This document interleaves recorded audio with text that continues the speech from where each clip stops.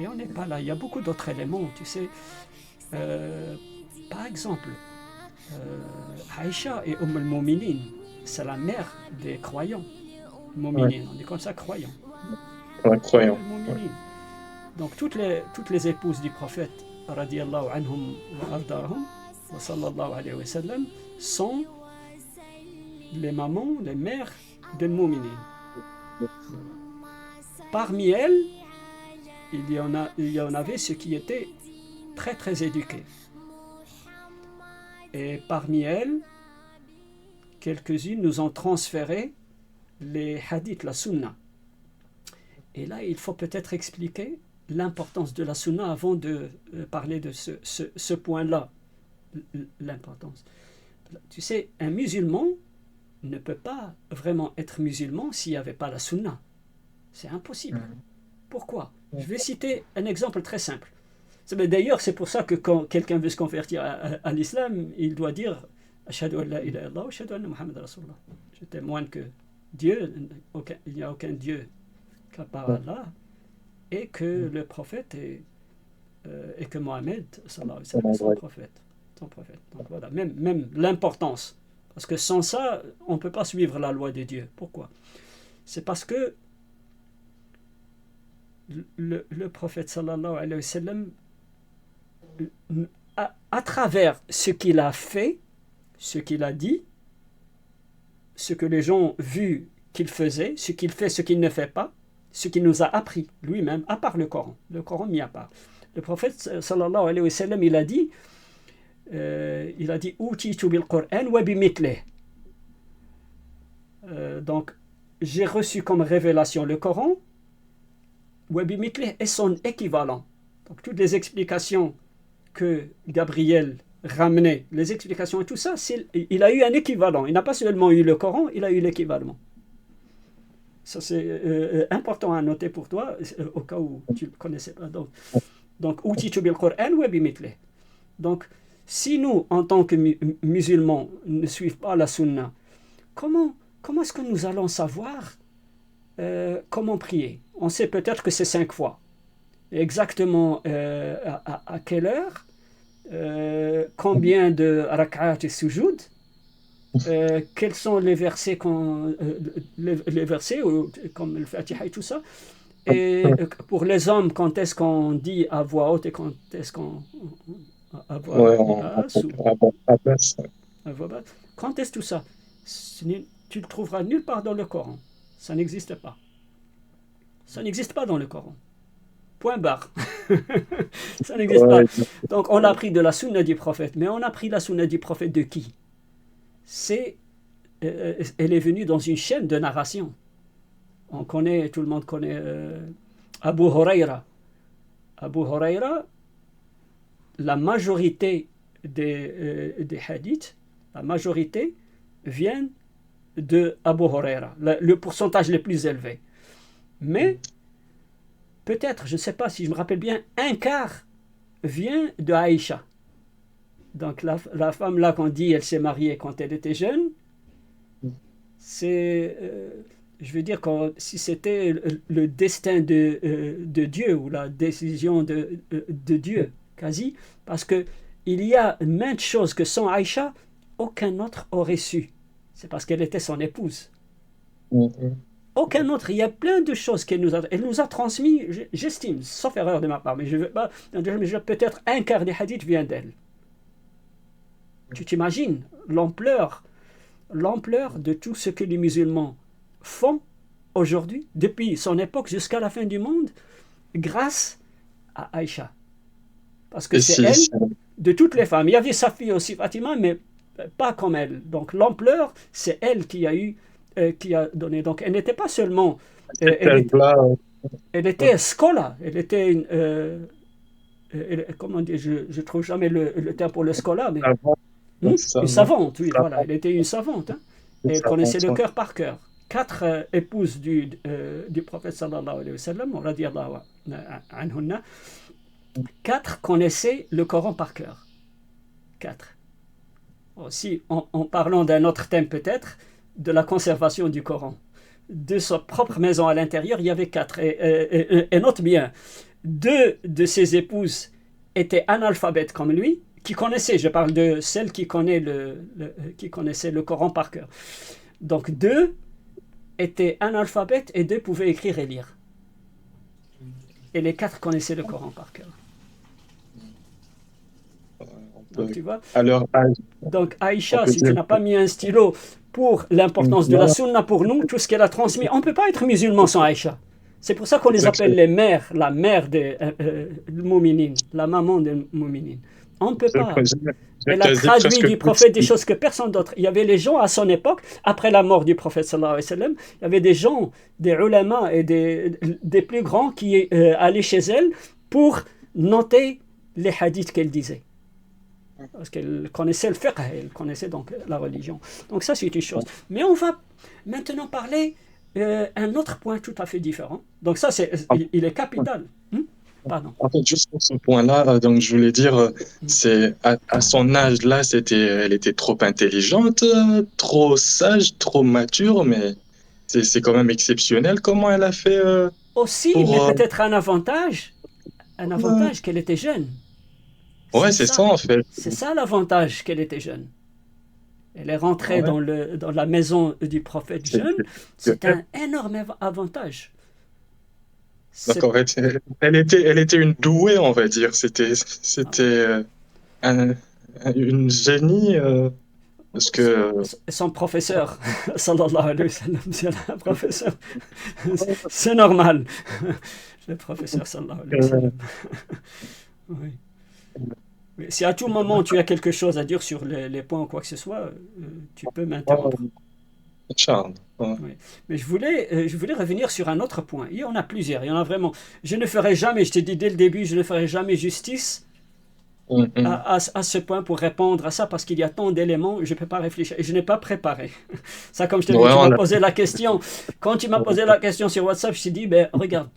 Je peux te répondre dès maintenant. Je n'ai pas besoin de vérifier quoi que ce soit parce que pour les musulmans qui s'intéressent un tout petit peu à la religion, ces choses doivent rentrer dans l'ordre. Peut-être j'ai deux ou trois petits éléments de plus parce que j'ai lu la Bible, mais généralement ces choses, les musulmans, ils connaissent quoi. Et si tu vas, c'est nos scolaires, si moi je donne 20, ils pourraient te donner 120 peut-être. Mais je vais revenir sur son épouse juive. Tu connais son nom peut-être? Le prénom de son épouse s'appelait Safiya. Safiya, je pense Ibn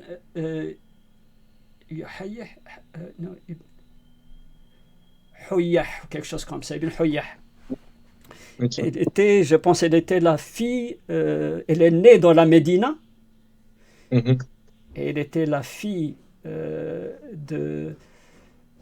du chef de la tribu, c'est quelque chose, comme Khaled, quelque chose, Ibn Huyyah. Il était son père, il était le chef de la tribu, je pense. Oui, il était le chef de la tribu. Et il y avait un malentendu entre les musulmans et ceux. Je pensais la guerre, elle était celle de Khaybar, mais je ne sais pas, leur tribu, c'était la tribu, c'est pas Khaybar, c'est peut-être de Huyyah ou quelque chose. C'était la tribu de Al-Nadir. Nadir, oui, Nadir.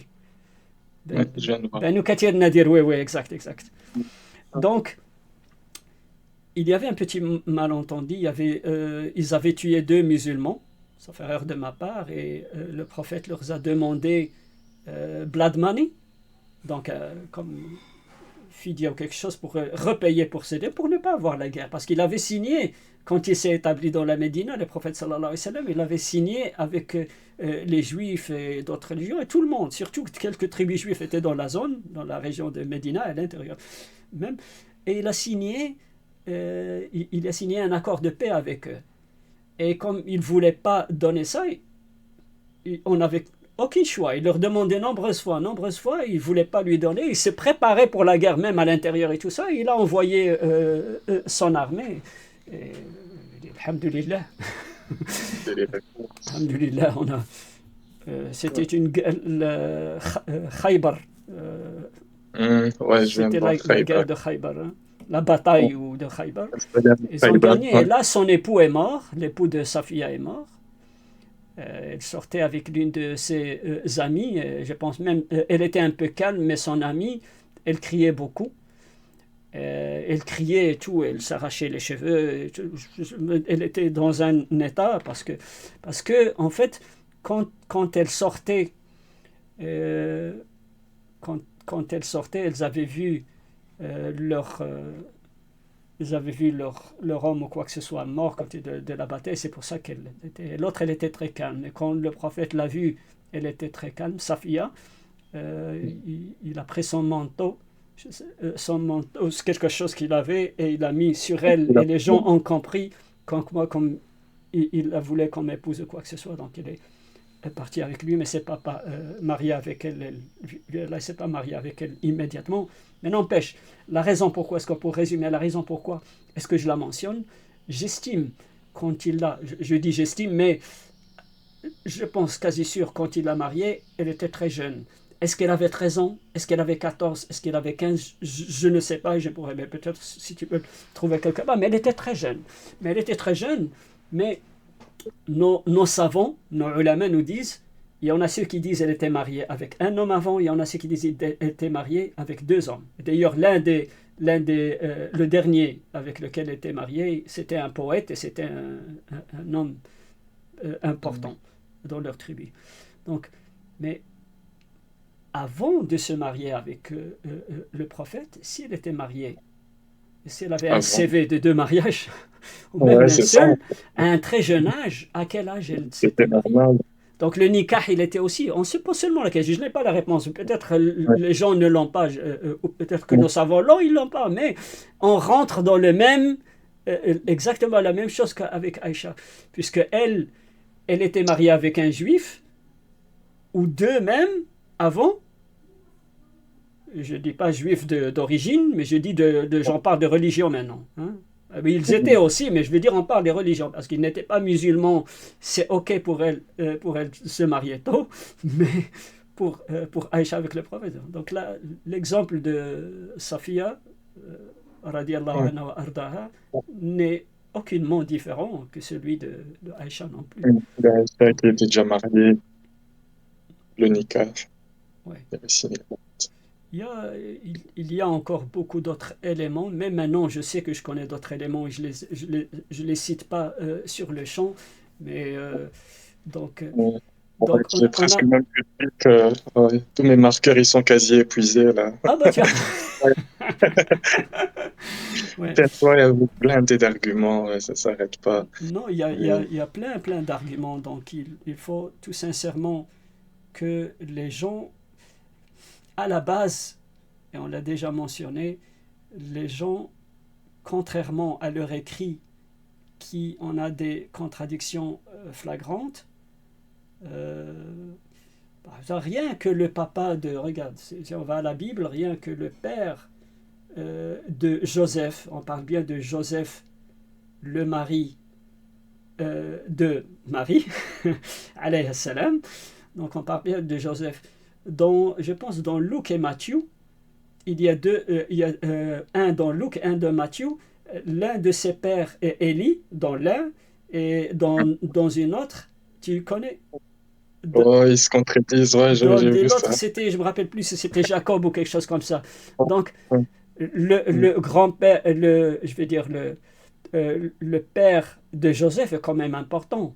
Et quand tu lis Two Gospels et il donne Ouais. des faits Ouais, contradictoires, différent, ouais, j'avoue, la Bible, c'est c'est pas parmi les uniquement raisons ça, il y où a beaucoup de choses. Il y a des choses. il y a beaucoup de contradictions, c'est flagrant. Il y a des trucs qui manquent. Donc, l'âge de Saül, peut-être, ouais, ils disent, ouais, Saül était âgé de ans. Qui a oublié Ouais. l'âge de Saül? Est-ce que c'est Allah qui a oublié l'âge de Saül Ah oui, ou oui, c'est les ouais, hommes qui ont écrit la Bible?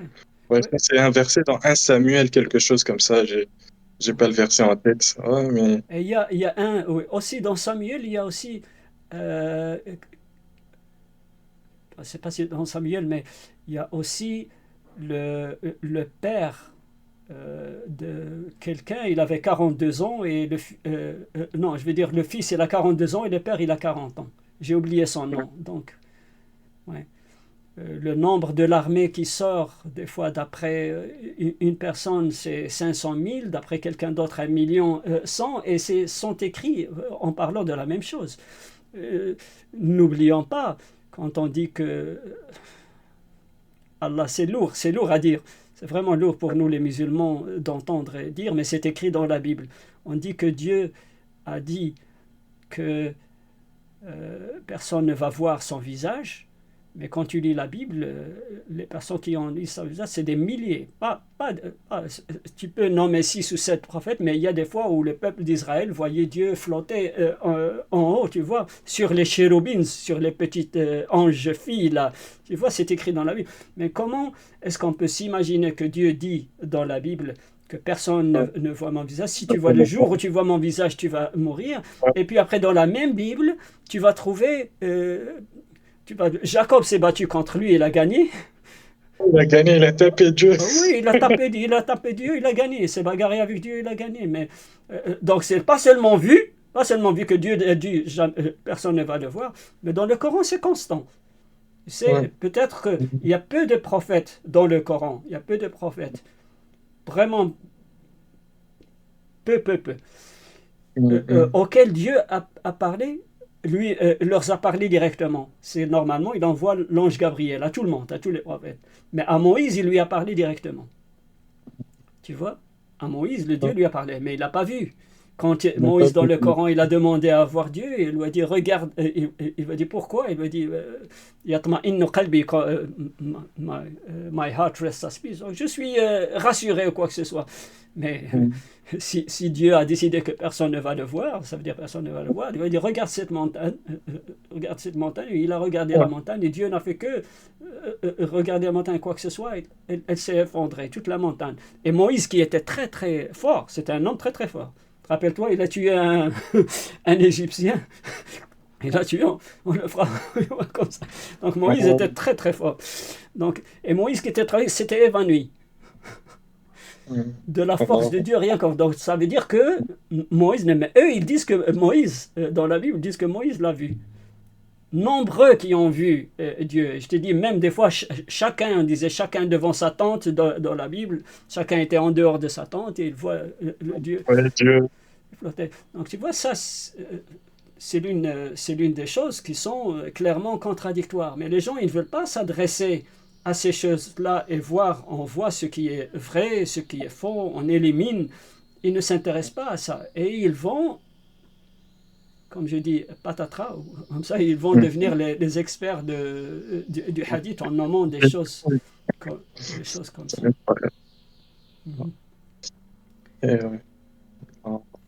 Non, c'est vraiment... Des fois, c'est triste, mais voilà, c'est juste... On voit que les gens, ils essayent de détruire voilà, la vérité et tout, de cacher la vérité, mais ils n'y arriveront pas. Donc, ils essayent d'éteindre la lumière de l'islam par, je crois, le souffle de leurs mains. Mais Allah, il fera triompher sa religion, n'en déplaise aux mécréants. ليطفئوا النور الله بأفواههم والله متم نوره ولو كره الكافرون. Donc ça c'est Amen. Ouais, Allah il a déjà décrété, donc ça sera toujours comme ça. Autre chose, je viens de me rappeler sur le prophète pendant qu'on se parle, c'est que de toute sa vie, je sais, tu n'as plus de stylo.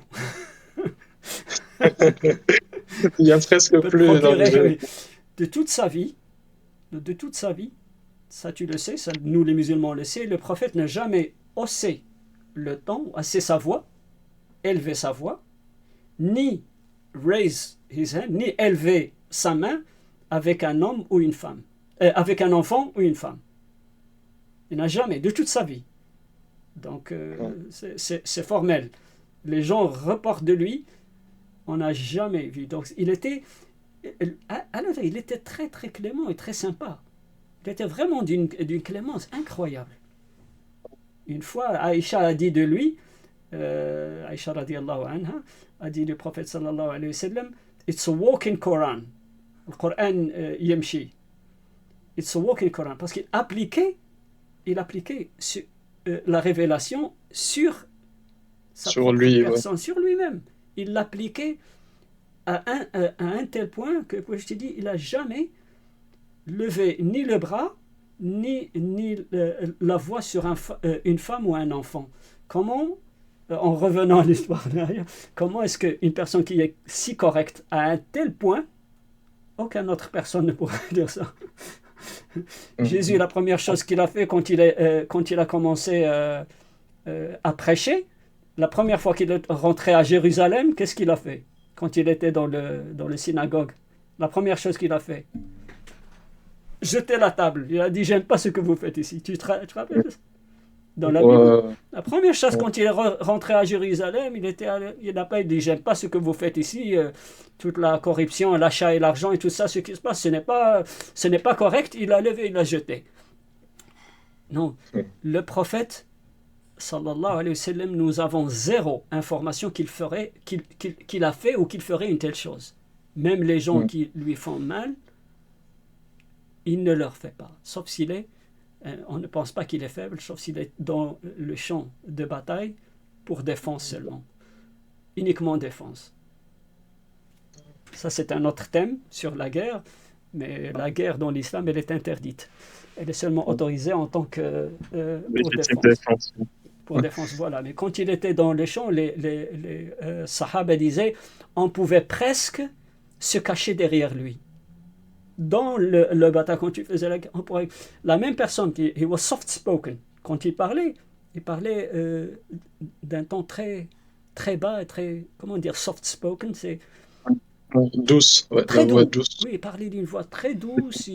Il était vraiment très très douce. On ne pourrait jamais s'imaginer que la même personne pourrait être dans le champ de bataille, et quand il y était, il disait on pourrait presque se cacher derrière lui pour sécurité.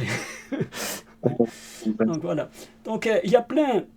Je suis sûr que une fois qu'on a raccroché, je vais me rappeler d'autres points, mais j'estime qu'on a plus ou moins donné et de la Bible, et de la logique, et de la loi, et du Coran, et des hadiths. On a mélangé un peu d'éléments, on n'a pas tout couvert, on pourrait peut-être faire le double plus, mais au moins on essaye pour que les athées et que les chrétiens, ou qu'ils soient juifs ou n'importe quelle religion, les êtres humains sont nos frères.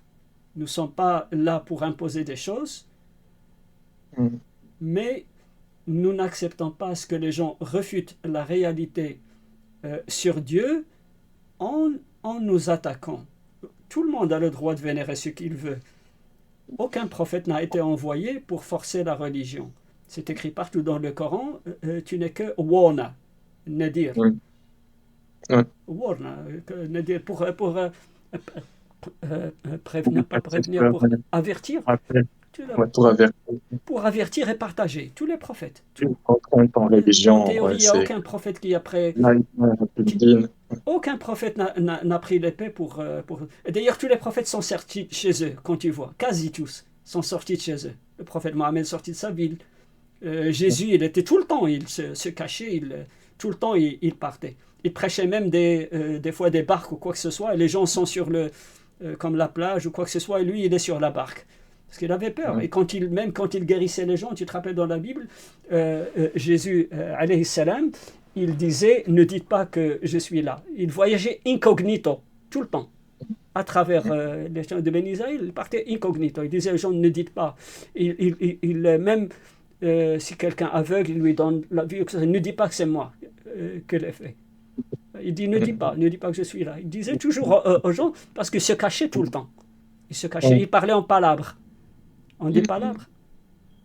En parabole. En parabole. Parabole.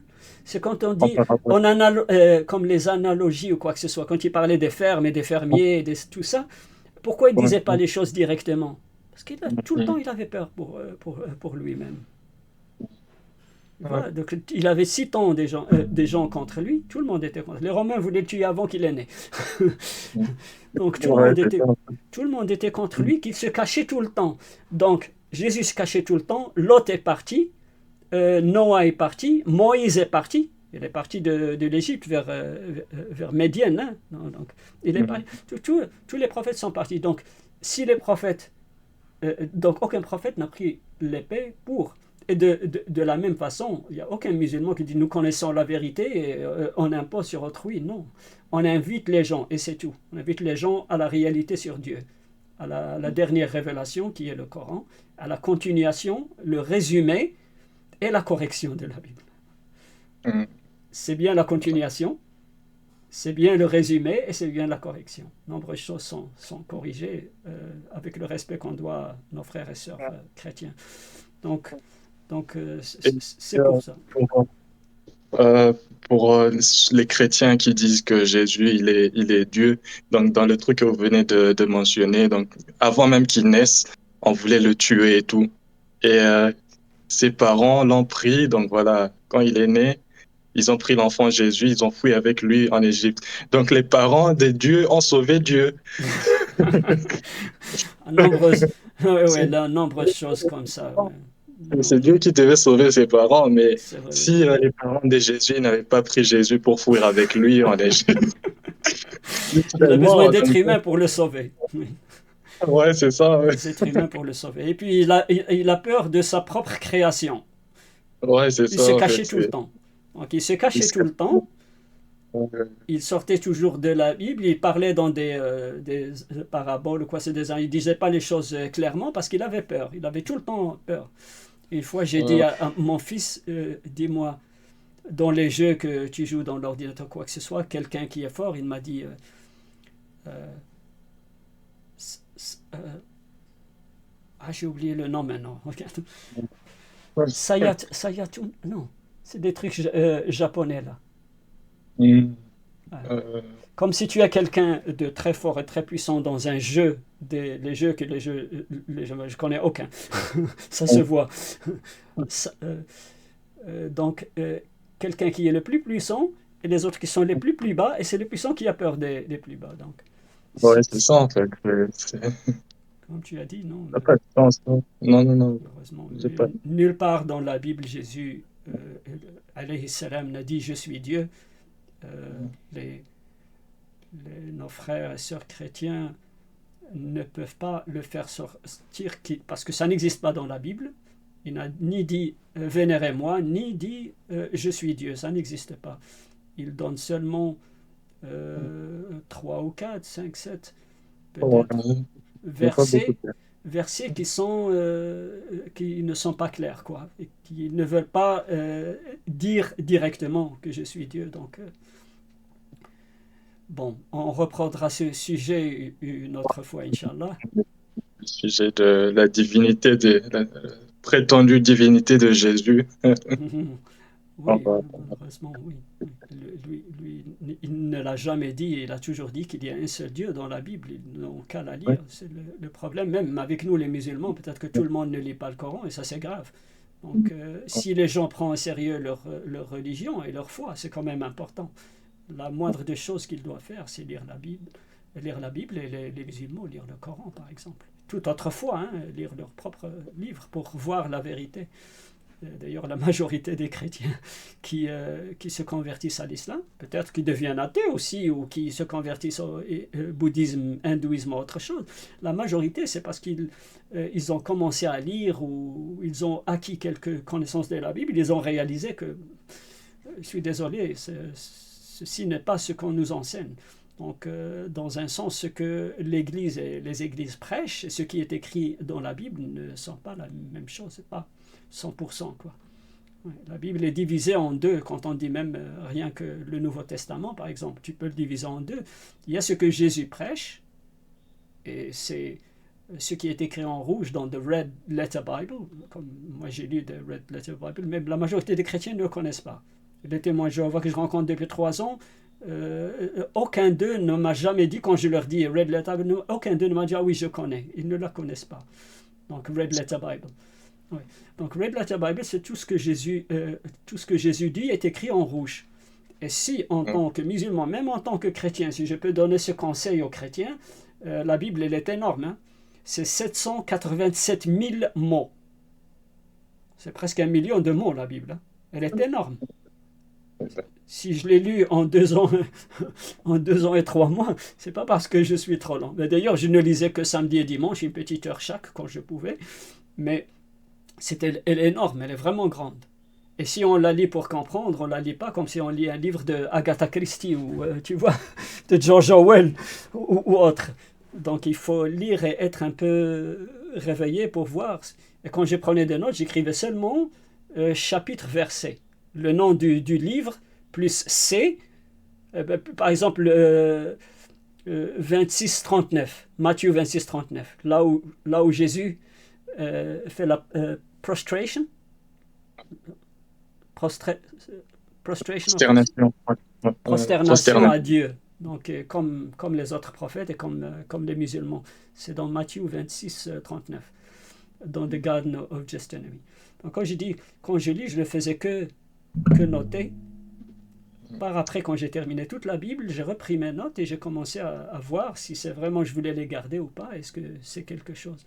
Donc, si la Bible, je te dis, la Bible est 787 aidés, 1000 mots. Donc 787 plus. Le Coran, c'est 77 000. Tu vois la différence? C'est pour ça que je dis le Coran, c'est le résumé de continuation, correction et résumé. Donc 77 000. Donc si tu vas pas trouver beaucoup de personnes qui vont s'asseoir et lire 787 000 mots, ça c'est clair. Mais moi, si je me permets et si je peux donner un conseil à ces gens, ils peuvent faire l'une des deux choses, ou même combiner les deux, et ils vont avoir une idée parfaite de la religion, de la vérité. Soit qu'ils lisent seulement ce qui est écrit en rouge, dans tout le Nouveau Testament, ce n'est même pas, je pense, 10% du Nouveau Testament, même pas. C'est parce que seulement dans les Gospels, seulement dans les 4, dans Matthieu, Marc, Luc et John, dans l'ordre alphabétique. Ce qui est écrit en rouge, parce que ce que Jésus a dit. Tu trouveras 1 ou 2 versets ailleurs, mais c'est pas juste. Il ne peut pas parler quand il est... il ne peut pas parler aux gens là quand il est déjà parti chez Dieu. Donc, si les chrétiens le souhaitent, ils peuvent, et je les conseille vivement, ils peuvent faire l'une des deux choses ou les deux pour économiser du temps et pour avoir une très très bonne idée de leur religion, de leur foi, vraiment très bonne. Ils peuvent soit lire uniquement ce qui est écrit en rouge, seulement ce que Jésus a dit, et je peux dire directement qu'au moins 90% est compatible avec la loi que les prophètes avant lui et Mohammed après lui, que le Coran, c'est compatible avec tout ce que les prophètes. Donc seulement ce qui est écrit en rouge. Il ne faut pas penser que 100% est correct, non. C'est pour ça que j'ai dit 90%. Peut-être c'est 92, je ne sais pas, peut-être c'est 88, peut-être c'est 94, mais je pense plutôt 90 que 94 ou 95. C'est compatible avec leur. Donc ils peuvent lire ça et avoir une idée globale. Ou ils peuvent lire Matthieu, seulement le premier livre du Nouveau Testament. Si tu lis Matthieu, tu as tout, quasi tout. Les gens ne le savent pas, mais tu as quasi tout pour la Trinité, qui est Dieu, comment Jésus priait, qu'est-ce que Jésus a dit aux chrétiens. Tu as tout pour la crucifixion. Tu lis rien que Matthieu, tout seul. Tu as quasi tout. Et d'ailleurs, moi je préfère Matthieu à Luc, Marc et John. De loin, je préfère Matthieu. Il est possible que de façon d'après moi, je préfère Matthieu. Donc s'ils lisent que Matthieu, et ils lisent ce qui est en rouge n'est pas énorme. Comme je t'ai dit, c'est même pas 10% des 4 Gospels, parce que tout n'est pas écrit. Tout ce qu'ils disent dans Matthieu et tout ça, Matthieu, Marc, John et Luc, n'est pas écrit en rouge seulement quand Jésus parle, c'est tout. Donc s'ils lisent tout ce qui est en rouge dans tout, et puis après, ils lisent rien que Matthieu, ils auront... comment on dit en français, tu tires ton plan, quelque chose comme ça. Tu tires ton plan ou quoi? Donc, tu arrives à une conclusion toi-même. On va dire, tu tires ton plan. Tirer son plan, quelque chose. En français, on dit. Non, je ne sais pas. Mais ils auront les réponses à plusieurs questions. En fait. Ils prennent une conclusion facilement, en fait. Mais voilà, ils vont savoir quelle est la réalité, elle est là, elle est écrite. Mais c'est parce que tout ce qui commence après, donc après Matthieu, Marc, Luke et John, il y a quel livre? Je te fais un petit test. Quel est Matthieu, le premier que Paul a écrit après Acte des apôtres, ouais, Acte des apôtres. Acte, voilà. Ouais, Acte des Bravo, apôtres. Acte. On dit acte en français? Oui, Acte. On dit aussi Acte des acte. apôtres. Donc, des Ouais. actes, c'est l'Empire romain qui prend en charge. C'est eux qui ont corrompu la Bible. Que les gens l'acceptent ou pas, c'est la vraie réalité. C'est eux qui ont corrompu la Bible et c'est pour ça qu'on dit Paul, Paul, Paul. Tout, même les musulmans, les athées, tout le monde ils disent Paul, Paul. Non, c'est pas Paul tout seul. Non, ce travail a été fait pendant des centaines d'années jusqu'à ce que le Constantinople vienne au croix et il brûle tout, il tue tous les 12 millions, 13 millions de chrétiens rien qu'à Rome, en Italie, ils les ont massacrés. Qui les a massacrés? C'est les chrétiens. Ils les ont massacrés pour qu'il n'y a plus de Unitarians. Donc personne ne pense que Jésus était un prophète. Unitarian, c'est quelqu'un qui croit en un seul Dieu, Tawhid. C'est Tawhid. Donc pour que les gens arrêtent de croire, alors ils les ont exterminés. S'ils ont exterminé 12 ou 13 millions à Rome, tu peux t'imaginer combien en Nord-Afrique, combien jusqu'au Proche-Orient, jusqu'ils ont exterminé. C'est l'Empire romain. Il ne faut que... Dans l'histoire des êtres humains, il n'y a jamais eu une empire ou une civilisation, une civilisation. En anglais, moi je l'appelle dans ma tête bloodthirsty. Bloodthirsty, ça veut dire que comme les vampires, ils aiment le sang. Bloodthirsty and brutal et comme des vampires. Dans l'histoire de l'humanité, tu trouveras aucun historien vivant aujourd'hui qui va dire le contraire. C'est parce que eux, même pour avoir un samedi chouette avec la famille ou quoi, ils allaient dans des arènes où les gens s'entretuent, où on tue les gens, ils regardent le sang flotter partout, et ils ont eu we've had a lovely evening. Avec son épouse, avec ses enfants. Non, il n'y a aucun empire. Sincèrement, ça fait mal au cœur, mais c'est la réalité. Et c'est eux qui ont décidé quelle Bible, du jour au lendemain, toutes les Bibles brûlées, tous les écrits partis, tous les unitariens massacrés. Ils les ont littéralement massacrés. Il y en a ceux qui ont été crucifiés des manières où crucifiés upside down, à l'envers. Et même crucifiés upside down n'est pas assez. Ils prenaient des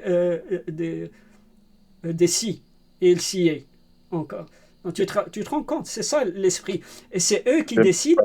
C'est eux qui créent tout ce qui est faux. Mais ce que Jésus dit dans la Bible, c'est correct. Quand Jésus dit dans John 17, 17:3, c'est la vie éternelle, pour qu'ils sachent qu'il n'y a aucun Dieu à part de toi. Ou Shama Israël, qui est d'ailleurs dans Deutéronomie. On dit Deutéronomie? C'est quoi? Deutéronomie dans Deutéronome, oui, c'est un verset biblique. Ouais, Deutéronome, c'est un livre. Deutéronome? Ouais, Deutéronome. Deutéronome 6:4, c'est exactement le même que Moïse a dit dans l'Ancien Testament, exactement que Marc 12:29. C'est Shama Israël. Adonai Elohim, Adonai Ahad. C'est le nom Elohim, Adonai Elohim, notre Dieu. Elohim, donc en hébreu Eloh. En araméen, la langue du prophète c'est Allah, et en arabe c'est Allah. Et les gens s'étonnent, et d'autres fois aussi, comme Dieu dit Eli, Eli, lama sabachthani. Eli, Ilahi, Ilahi. Eli, lama sabachthani. Donc le nom de Dieu, d'après même Jésus lui-même, dit Allah. Tu vois?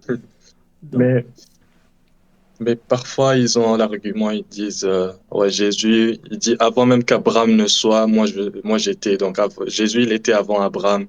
Donc, ça peut pas, il peut pas ne pas être... On peut essayer d'interpréter. Tu sais, si dans 787 000 mots, il n'a pas une seule fois dit « je suis Dieu » ou « worship me », ce qui est important dans un livre de religion. Dans un livre de religion, on parle de « i'buduni ». Combien de fois Dieu dit « i'buduni » ?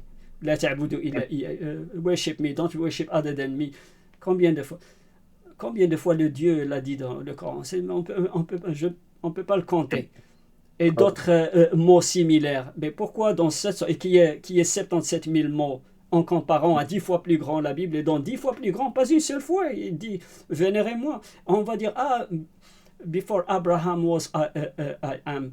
Before Abraham was I am ne veut pas dire je suis Dieu. Je ne sais pas quel dictionnaire où vous avez appris la langue. Moi aussi je parle anglais. Avant au français, avant qu'Abraham je suis. Moi aussi je parle le français. Je peux dire avant qu'Isaac je suis plus âgé que toi. Non mais Abraham était avant lui, oui. Mais n'empêche, il y a des explications peut-être nombreuses. Et l'une des explications c'est que dans le Coran, il est stipulé, c'est la parole de Dieu, il est stipulé que Dieu a créé tous les êtres. C'est pour ça qu'on dit nous étions créés dans Din al-Fitra. Ça veut dire que le Dieu a mis un chip à l'intérieur de nous pour croire en lui. Et le Dieu nous dit, je ne connais pas les versets, mais min dohori bani Adam. Je ne le connais pas par cœur, je ne vais pas le citer, mais de Adam, le Dieu a créé tout ça, qu'est-ce qu'on va dire, progéniture ou descendance. Toute la créature. Tous les êtres humains, depuis Adam jusqu'à la fin du monde, jusqu'à le jour où Dieu we will fold the world, jusqu'à la fin du monde, il a créé tous les êtres humains. Et il les a fait attester. Dieu nous dit Alastu bi rabbikum, il a demandé, ne suis-je pas votre Dieu? Qalu bala. Ils ont répondu, ils ont dit si. Ne suis-je pas votre Dieu? Si.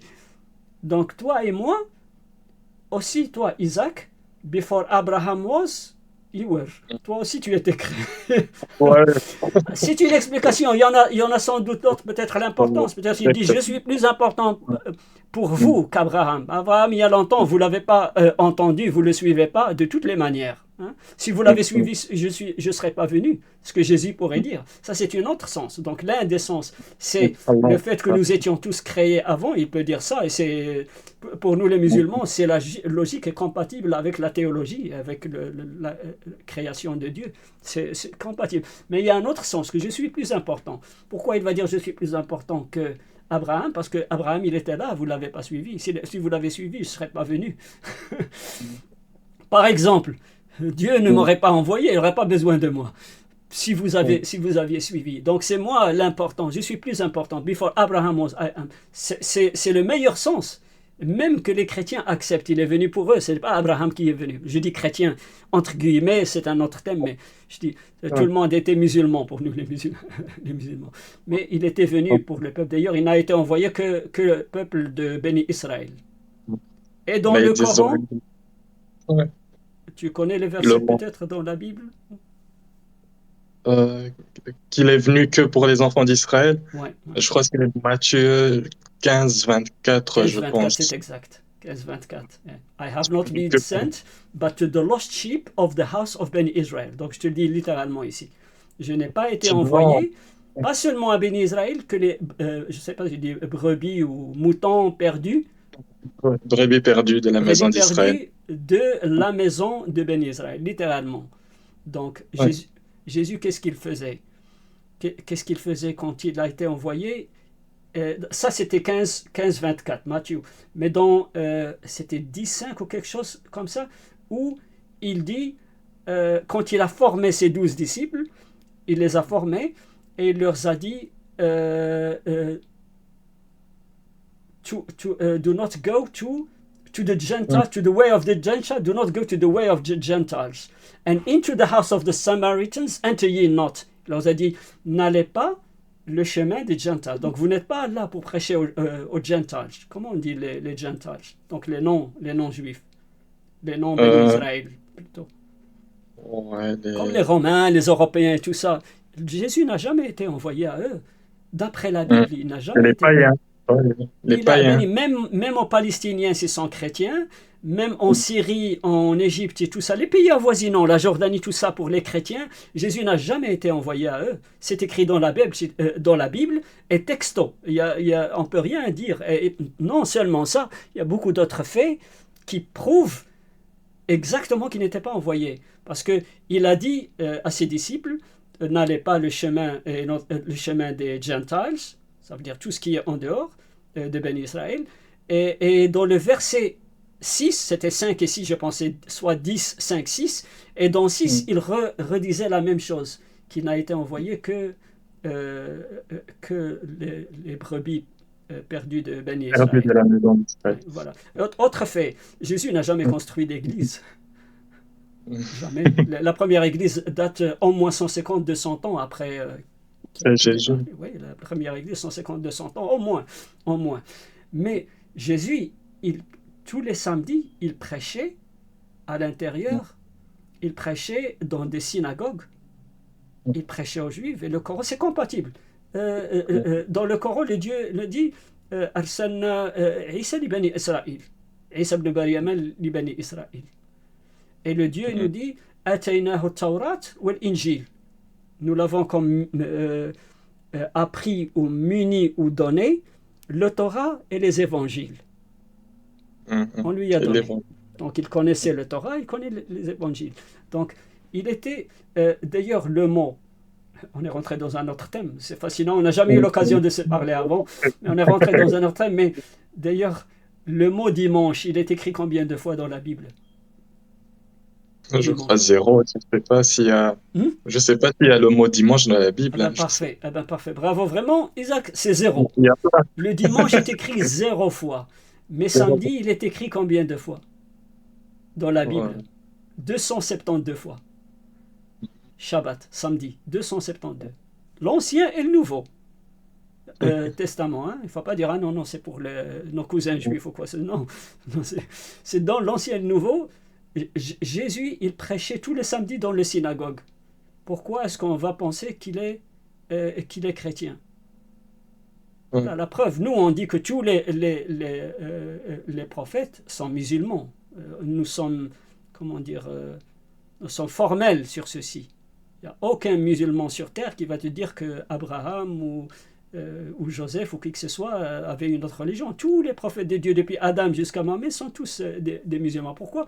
C'est parce que la définition du musulman est extrêmement simple. C'est celui qui est soumis à la volonté de Dieu. Tu te soumis à Dieu, tu es. Est-ce que ces prophètes, Abraham dans la Bible, il se prosternait? Se prosterner à Dieu. Aaron et Moïse se prosternaient. David se prosternait, Daniel se prosternait, nombre d'autres, Jéhoshaphat, Jésus comme on dit dans 26, Matthieu 26, 39. Donc tous les prophètes se prosternaient, ils se soumettent à Dieu. Le fait qu'ils se soumettent à Dieu, ce sont des musulmans. On ne va pas aller chercher Dieu. D'ailleurs la loi, si tu vois la loi dans l'Ancien Testament, où que Isa alayhi salam a confirmé I have not come to destroy the law. C'est Matthieu 5, 17 et 5, 18. Hein? Matthieu 5, 17 et 5, 18. C'est quel verset? Comme ça, je vais Matthieu noter. 5, 17 et 5, 18. 5, 17, c'est I have not come to destroy the prophets and the law. Ok. Donc, et dans 5, 18, I am come to accomplish ou quelque chose comme ça.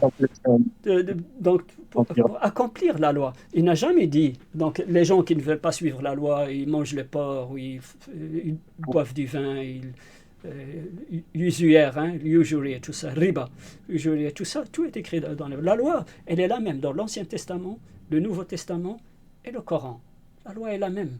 Dieu n'envoie pas. Dieu d'ailleurs nous dit dans le Coran, j'envoie le même message à tout le monde. C'est vous, entre nous, toutes les différentes religions, y inclut l'islam, c'est vous qui formez des sectes et c'est moi qui va trancher entre vous. C'est écrit ainsi, je ne le connais pas en arabe par cœur, mais je le lis, c'est écrit ainsi, c'est moi qui va décider entre vous. Donc, c'est les êtres humains qui ont divergé, ça ne veut pas dire. Et Jésus, et d'ailleurs dans, on a dit 5, 17, 5, 18, je pense dans 19 jusqu'à 20 même, et là où il dit, unless, donc, sauf si ce que vous faites, your deeds, ce que vous faites est meilleur que the scribes and the Pharisees. Vous devez être meilleur que the scribes and the Pharisees. Vous n'allez aller au paradis. You will not attain heaven.